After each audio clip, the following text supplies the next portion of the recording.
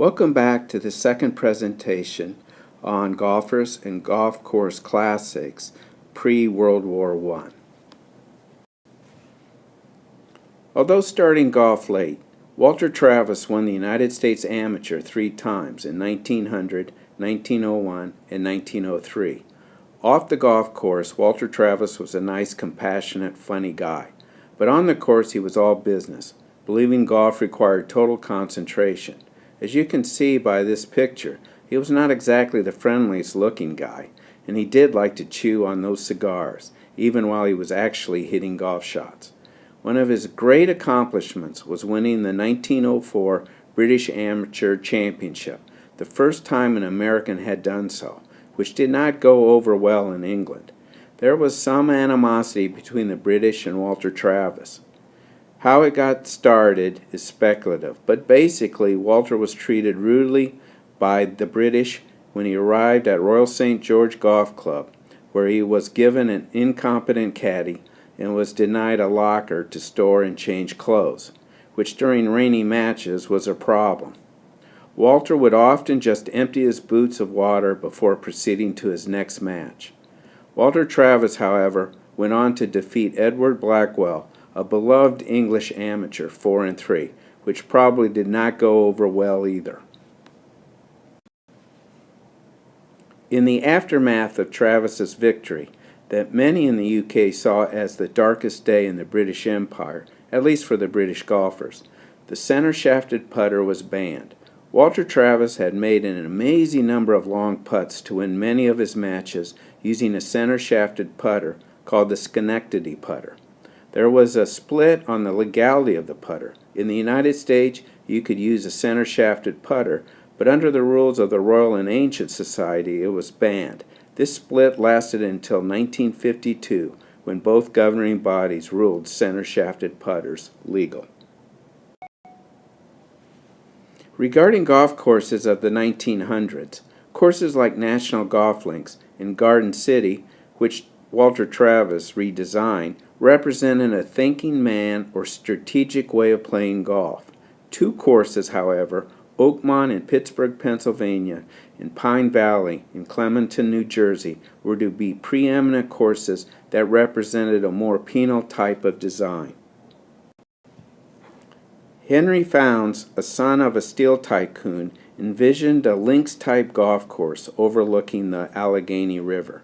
He organized Oakmont in 1903, purchased the land, and spent the next year with a crew of 150 men and 24 mule teams building the course. When it opened, it had 8 par 5s, 1 par 6, with a total par of 85. Much of this, I think, was an overreaction to some extent to the new golf ball that had come on the market called the Haskell. Oakmont had no trees, but had large rolling greens, which were and are still very difficult to putt. Henry Founds was happy with the course, but his son William was not. William would spend the next 30 years with the assistance of 2 superintendents, first John McGlynn and then Dutch Lafleur, to make Oakmont the hardest golf course in the world. Holes were lengthened and par reduced. Ditches were dug, supposedly to help with drainage, but were often situated a few feet off the fairway. Greens were slanted to help supposedly with drainage, but contributed to putting difficulties. At one time, it is believed there were 220 bunkers on Oakmont, which, due to the clay subsoil, were for the most part not too deep. In this photograph, you can see the relative shallowness of the bunker, but with mounds added to make them more severe by playing deeper. Given the relative shallowness of the bunkers due to the tough clay soil, Founds, in an effort to make the bunkers more penal, had them raked with rakes that put grooves or ridges in the sand. 90 years later, similar types of rakes were used in a PGA tournament event to make the bunker shot more challenging for the professionals. This type of bunker raking was roundly criticized and halted. But if you think about it, to make bunkers more challenging for a professional often requires that they be renovated and dug much deeper, which makes it a much tougher shot for just normal everyday play. And during a tournament, if you were just to rake these bunkers with grooves, you could create a more challenging bunker for the professional, and after the event, just rake the bunkers normal for everyday play without causing an increase in cost and making the golf course much more difficult for the average golfer. This picture was taken during the 2007 United States Open at Oakmont. Prior to the tournament, as part of the course renovation, many of the bunkers were deepened to make them more challenging for the professional. In addition to raking the bunkers so there were grooves in the sand, to make the bunkers more penal, Founds designed the fairway bunkers with grass ridges through them. These bunkers are known as church pews. That resulted in a variety of challenges should your ball happen to end up near or in one. Oakmont greens, prior to golf events during that time, were mowed extremely low, 3/32 of an inch, watered and rolled. The greens often became rock hard and void of green grass.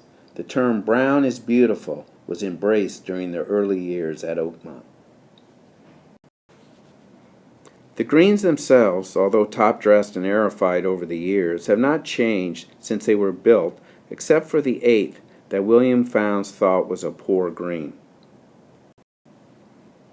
On the opposite end of Pennsylvania, on the eastern side, another course was to be built in the early 20th century, Pine Valley Golf Club. Pine Valley is the epitome of penal-type design of a golf course. George Crump made his money as a hotel owner in Philadelphia. He wanted to build his dream course on the sandy pine areas of New Jersey. With the help of H.S. Colt, the course was routed in 1913. Crump is estimated to have used about $750,000 of his own money on this project, which was a hefty sum at that time. In 1914, Crump moved to the site and with his crew started the tedious act of building the course. It is reported that over 22,000 trees were cut down before they stopped counting. By the end of 1914, 11 holes were completed, and in 1917, all but 4 holes were left, 12 through 15. In January 1918, Crump died, and the course was finished by Hugh and Alan Wilson, who had done Marion in Philadelphia. They followed the design of Crump and Colt. This picture is representative of how it must have been to build a course like Pine Valley during that time. The course opened in 1919, and it had already developed a strong reputation before it had even opened. Both Donald Ross and Charles B. McDonald pronounced it the greatest course in the country. Pine Valley captured the penal design philosophy that was at its zenith at this time. Every shot was contested and had to be hit correctly, or like Oakmont, you would pay dearly. The last golf course of this era that I would like to mention before moving on was Marion Golf Club in Philadelphia, Pennsylvania. In 1910, the club was known at that time as Marion Golf Club, which held that name until 1942, decided to build a new golf course in the Philadelphia suburb of Varden. There are 2 courses, but the east is the famous one. The trademark of Marion are the wicker basket flagsticks, which I believe are still made in Ohio. But as a side note, during the early 20th century, wicker basket type of flagsticks were not uncommon on golf courses. The golf course architect who was chosen to do the design was Hugh Wilson, who was the president of an insurance agency in Philadelphia and also a club member. Prior to laying out the course, he went to England and Scotland for 7 months to study some of the famous golf courses. Although you can see some of the influence of what he learned and brought back from that trip, notably the influence from North Berwick, he did not copy the design concepts like, say, C.B. McDonald. Actually, Hugh Wilson consulted frequently with C.B. McDonald on the design of Marion. but Maran is a unique course. A famous characteristic of Maran is the white faces of Maran, which are the bunkers with the sand flashed up on the faces. The story goes that Hugh Wilson would stand on the tee and Joe Valentine, the golf course superintendent, would place and adjust white bed sheets out in the fairway until Wilson was happy with them during construction on where to place the fairway bunkers. Maran Golf Club has hosted numerous major golf championships, most recently the 2013 United States Open. Although relatively short by today's standards, it presented a considerable challenge even today to the finest golfers in the world. As a historical note, Bobby Jones completed the Grand Slam in 1930 by winning the U.S. Amateur Championship here at Maran on September 27th. Closing out Eugene Horman's 8 and 7. Now let's look at a couple of golfers of that time. Golf in the late 19th century up to World War I was dominated by three golfers: Harry Varden, who was born on Jersey, a Channel Islander, James Braid from Fife, Scotland, and John Henry Taylor from Devon, England.